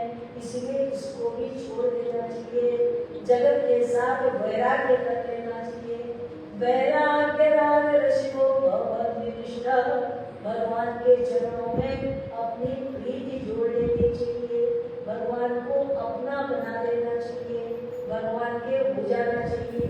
ये पुत्र ने पिता को उपदेश दिया, धर्मस्व भजम सततम तज्ज लोक धर्मान सेवस्य साधुपुरुष काम तृष्णाम। पिताजी, धर्मस्व, धर्म क्या है? माने आत्मा को पहचानना ही धर्म है। बाकी तज्ज लोक धर्मान, ये सारा जो जिसको हम धर्म कहते हैं ना, ये सब तो इंद्रियों का धर्म है, आंखों का धर्म, कानों का धर्म, नाक का धर्म, जीभ का धर्म, लोक धर्म। ये पिता के लिए, ये पुत्र के लिए, ये पुत्र का धर्म है, ये पिता का धर्म है, ये स्त्री का धर्म है, ये पति का धर्म है, ये राजा का धर्म है, ये प्रजा का धर्म है। जिसे हम धर्म कहते हैं, ये सब लोक धर्म है, इसका नाम है लोक धर्म। और धर्म वास्तव में क्या है? धर्मस्व माने धर्म तो अपना स्वरूप है, अपनी आत्मा को पहचानना, अपने को परमात्मा के साथ जोड़ना, यही धर्म है। कहा तज्ज लोक धर्माम साधुष्य सेवा पुरुषांचरिका तृष्णाम। साधु पुरुषों की अर्थात संतों का संग करना चाहिए, काम और तृष्णा से दूर रहना चाहिए। अन्य से दोष चिंतन महासुमुखा सेवा कथा रसिको निरस्त प्रियत्वम। सेवा कथा भगवान की निरंतर पालन करना चाहिए। इस प्रकार पुत्र ने पिता को उपदेश दिया। अपने पुत्र की सीख मान करके आत्मदेव नामक ब्राह्मण तो चले गए जंगल में, एकांत वास करके भागवत के दशम स्कंद का पाठ करके अपना ध्यान लगा करके भगवान की शरण में पहुंच गए। और इधर गोकर्ण जी तीर्थ यात्रा चले गए और धुंधकारी और धुंधली के दोनों रह गए। धुंधकारी बचपन से ही व्यभिचारी था, दुराचारी था, व्यभिचारी था, कदाचारी था और इसने सब दुनिया भर के जितने दुष्कर्म होते, मदिरापान करना, परिस्त्रियों का संग करना, ये सब दुष्कर्म इसके अंदर भरे हुए। एक दिन अपनी माता से कहने लगा, ला पैसा दे, धन दे। धुंधली ने देखा कि अब ये धन मांग रहा मेरे से और धन उसके पास, तब उसने बहुत दुखी हुई, अपने कर्म पर इतनी पछताई कि मैंने अपने पति के साथ छल किया, उसे धोखा दिया और उसके साथ छल करने का मुझे ये सजा मिली है, ये दंड मिला है। ऐसा समझ करके अपने आप से पश्चाताप करती हुई कुएं में छलांग मार करके धुंधली भी समाप्त हो गई। अब धुंधकारी की मौज हो गई। अपने घर में 5-5 विषयों को अर्थात नगरवधों को लाकर घर में रख लिया और वो बाजारों औरतें पैसा मांगने लगी, ला पैसा, ला पैसा। अब उनके पैसे की पूर्ति करने के लिए इसने राजा के यहाँ चोरी कर ली। अब चोरी करके धन ला करके जब इन स्त्रियों को दिया तो ये स्त्रियां मन में सोचती हैं कि जरूर राजा के सिपाही राजकोष से धन लूटा गया, उसकी खोज करेंगे। खोज करते करते धुंधकारी पकड़ा जाएगा और ये धन भी सारा चला जाएगा और हमें भी दंड मिलेगा। इसलिए ऐसा करना चाहिए कि धुंधकारी को ही मिटा देना चाहिए ताकि हमारा बचा रहे। उन्होंने योजना बनाई। 5 ने, किसी ने गला दबाया, किसी ने हाथ दबाया, किसी ने पांव दबाए। जब वो इस प्रकार दबाकर उसे मारना चाहती है, धुंधकारी पहले तो कुछ समझ नहीं सका। अंत में जब उसे लगा, छटपटाने लगा, तब उन्होंने देखा इसके प्राण ऐसे नहीं निकल रहे। उन्होंने जलते हुए अंगारे लिए वो अंगारा आग धुंधकारी के मुंह के अंदर घुसती है और धीरे धीरे तड़प करके वो समाप्त हो गया और घर के अंदर ही खड्डा खोदकर उसे दबा दिया गया। और ये सब कहने लगे धुंधकारी तो परदेश गया है, अभी तक लौट कर नहीं आया, हमारी सुध नहीं की। इस प्रकार विलाप करती हैं और लोगों को दिखाती हैं। धीरे धीरे ये 5 औरतें गायब हो गई। गोकर्ण जी तीर्थ यात्रा करके जब उनको ये समाचार मालूम पड़ा कि धुंधकारी की मृत्यु हो गई है, तो गया आदि तीर्थ गए, वहां जाके श्राद्ध पिंड आदि उसका किया और करने के बाद जब वापस घर लौट करके आए, रात्रि को विश्राम किया, तो रात्रि में स्वप्न देखते हैं क्या कि एक बड़ा भारी प्रेत उनके सामने आकर खड़ा हो गया और वो प्रेत रो रहा है, चिल्ला रहा है, मुझे बचा लो, मुझे बचा लो। गोकर्ण जी ने उससे पूछा कि भाई तुम हो कौन? उसने कहा महाराज मैं आपका भाई धुंधकारी हूँ, तेरी ये दुर्दशा? बोले हाँ मेरी बड़ी दुर्दशा हुई है, मैं प्रेत योनि में हूँ, मेरे प्रेत योनि से मुझे मुक्त करो। गोकर्ण जी ने सुबह हुई सारे गांव वासियों को बुलाया। वो सूर्य के बहुत बड़े उपासक थे, संध्या वंदन आदि से निवृत्त हुए, सारे ग्राम वासियों को इकट्ठा किया और आपस में विचार हुआ कि भाई धुंधकारी की मुक्ति कैसे हो, उसे प्रेत योनि से छुटकारा कैसे मिले। तब ये हुआ कि धुंधकारी की प्रेत योनि से छुटकारा, उसका प्रायश्चित क्या होना चाहिए? सारे वेद शास्त्र पुराण सब कर्म विचार करने पर कोई निष्कर्ष नहीं निकला। जो संतान माँ बाप को दुखी करता है उसका शास्त्र में क्या प्रायश्चित होना चाहिए? अर्थात इतना घोर पाप है जो अपने माता पिता का निरादर करता है, अपने माता पिता को कष्ट देता है, उस संतान का शास्त्र में कोई प्रायश्चित नहीं, कोई समाधान नहीं निकला। तो अंत में गोकर्ण जी ने भगवान सूर्य से प्रार्थना की, भगवान आप ही रास्ता दिखाएं। भगवान सूर्य कुछ नीचे आए अपने भक्त के लिए और भगवान सूर्य ने बताया कि धुंधकारी की मुक्ति के लिए तुम श्रीमद् भागवत सप्ताह का पालन करो, श्रीमद् भागवत सप्ताह कथा करो। जब कथा का पारण करने के लिए कहा गया तो गोकर्ण जी ने निश्चय किया मैं ये कथा करूंगा, भागवत पारण करूंगा। और उनके साथ सारे गांव वासी उस व्यवस्था में जुट गए। सब लोगों ने मिलकर के बड़े प्रेम के साथ गोकर्ण जी ने भागवत की कथा करनी आरंभ की। तो सब कथा में जब आकर के बैठ गए तो धुंधकारी कहाँ बैठे? तो कथा के साथ एक बांस बधी हुई खड़ी थी, तो उस बांस में 7 गांठ थी। बांस के अंदर जो खोखलापन होता है उस खोखलेपन के अंदर धुंधकारी बांस में आकर बैठकर कथा सुनने लगा। पहले दिन की कथा सुनी, एक गांठ बची, दूसरे दिन की कथा सुनी, दूसरी गांठ बची, 7 दिन में 7 गांठ बची और उस बांस से दिव्य देह धारण करके धुंधकारी निकला और धुंधकारी ने कहा भैया मेरा उद्धार हो गया है, उद्धार हो गया है, मुझे भगवान श्री हरि के पार्षद आए हैं, मैं वैकुंठ को जा रहा हूँ, मैं वैकुंठ को जा रहा हूँ। ये कहता हुआ विमान पर आरूढ़ होकर धुंधकारी जैसा महापापी भगवान के धाम को गमन कर गया। बोलो भक्त वत्सल भगवान धुंधकारी का उद्धार। अब यहाँ एक बहुत बड़ा प्रश्न खड़ा हो गया।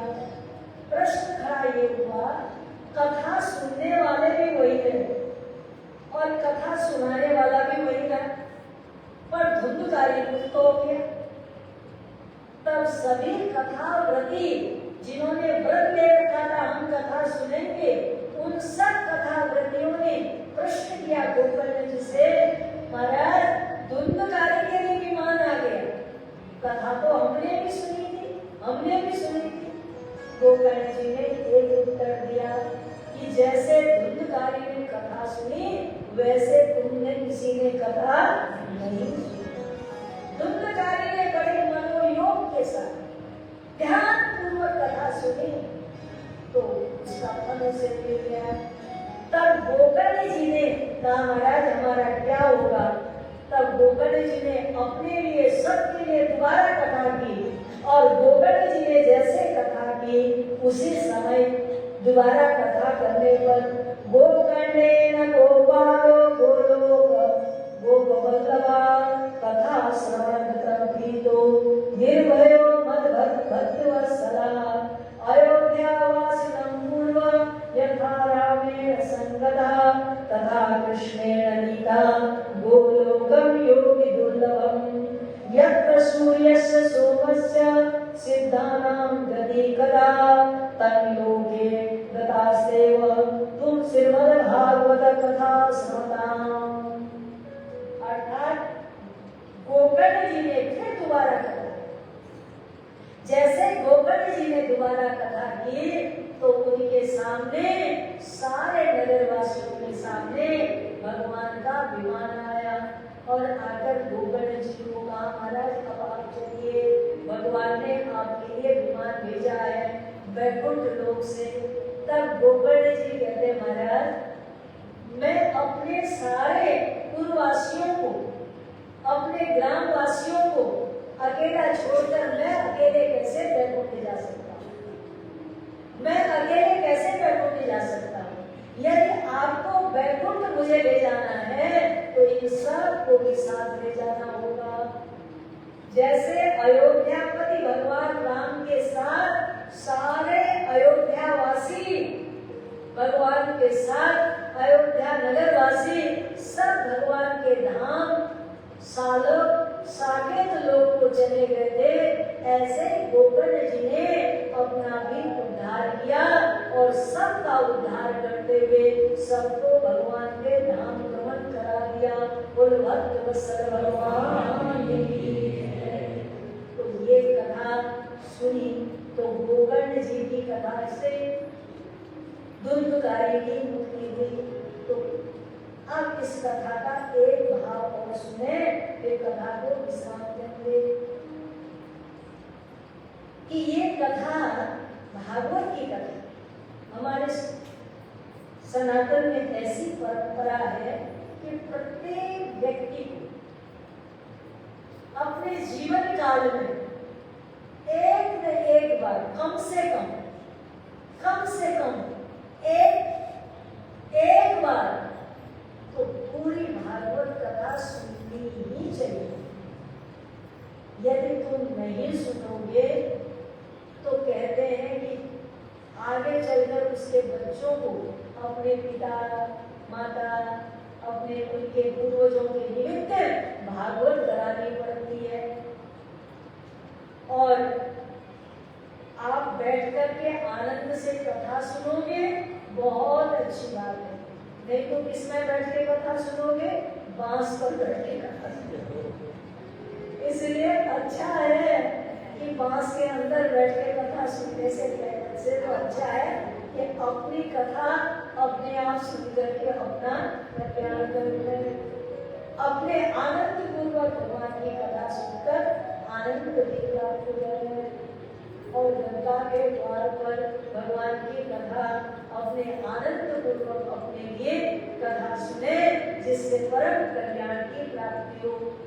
और इतना ही नहीं सोचना, भगवान की कथा सुनने से केवल मुक्ति मिलती है उसके लिए नहीं, भगवान की कृपा से भगवान कृपा करते हैं, धर्म अर्थ काम मोक्षार्थी को मोक्ष देते हैं, धनार्थी को धन देते हैं, विद्यार्थी को विद्या देते हैं, कामार्थी को काम देते हैं। और जिसकी जो कामना होती है भगवान का नाम तो ऐसा मणि है जिसके लिए कहते हैं ना भगवान कल्पवृक्ष, कल्पतरु है। भगवान का नाम क्या है? कल्पतरु। कल्पतरु के नीचे खड़े होकर जो कल्पना करोगे वो पूर्ति होगी। इसी प्रकार ये भागवत ग्रंथ कल्पतरु के समान, निगम कल्पतरोरुगलितम फलम। आगे इसमें आया हुआ है क्या कि ये भागवत क्या है? वो ये भागवत इस कथा के लिए कहा गया है। निगम कल्पतरोरुगलितम फलम सुगमुखादरसंयुतम पिबत भागवत रसमालयं मुहुरहो रसिका भूमिभावुकम्। ये निगम कल्पतरोरुगलितम, ये वेद वृक्ष, निगम कहते हैं वेद को, और ये वेद क्या है? कल्पतरु, कल्प वृक्ष। और ये कल्प वृक्ष में लगा हुआ फल है।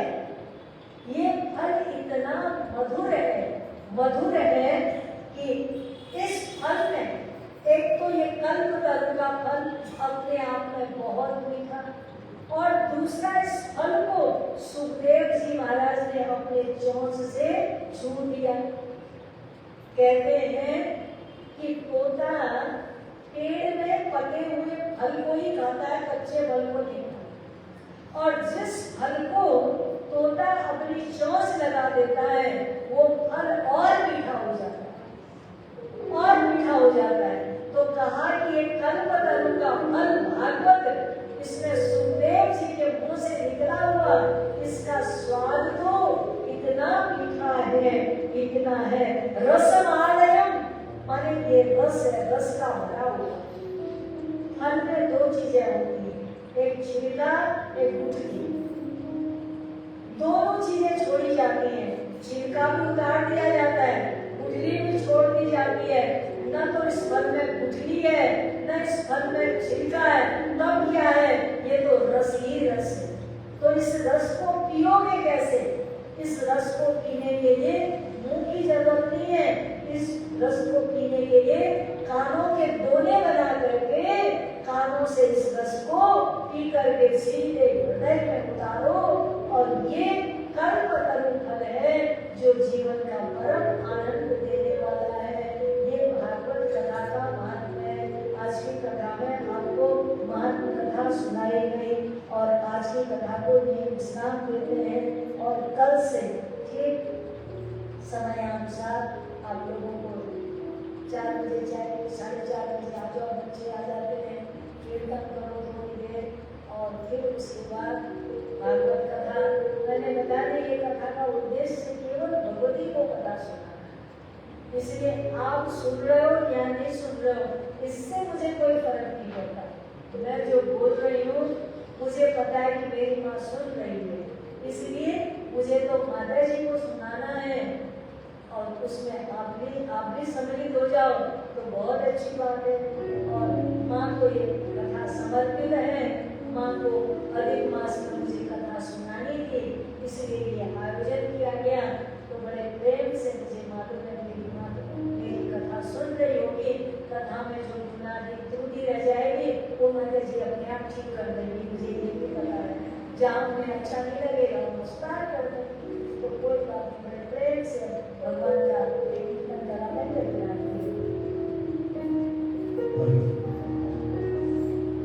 बोलिए वृंदावन बिहारी लाल की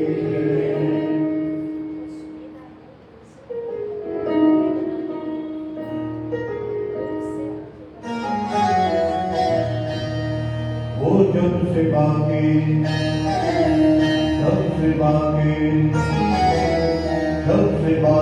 बिहारी हमारे हुए, जब से बाकी बिहारी हमारे हुए, हम जमाने के सारे किनारे हुए, हम जमाने के सारे किनारे हुए, जब से बाकी बिहारी हमारे हुए, जब से बाकी बिहारी हमारे